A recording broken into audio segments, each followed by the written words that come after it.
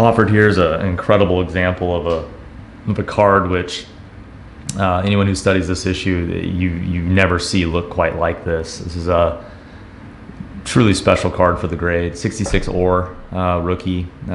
In general, we are excited when we get anything higher than a 5 in our auction. This one being a 7, all 7s are special.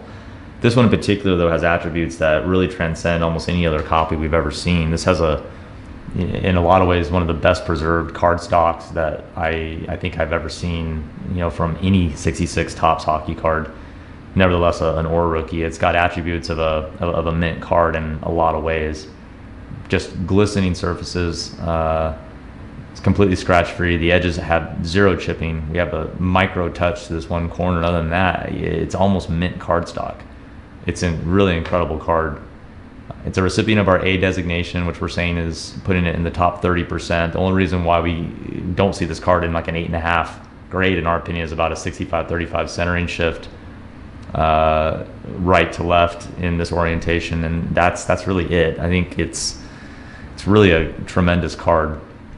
And if you're kind of waiting for a high grade one with a lot of eye appeal, this one definitely fits the bill. We have just the slightest bits of wear to the extreme corner tips, well beyond what we would see for a 7. This is about the sharpest 7 maybe in the entire market.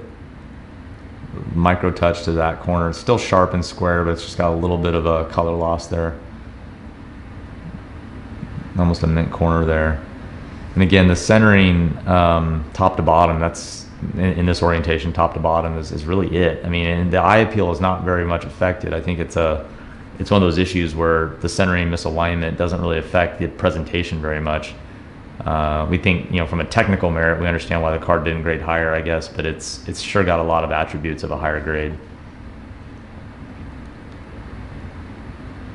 Very well formed.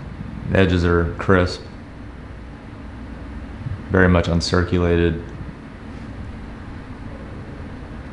Just an amazing card. When we look at the values and how they increase based on grade, a middle of the road 8 is still a $30,000 to $40,000 card. This card in a lot of ways exceeds a lot of the 8s that we've ever seen in terms of eye appeal.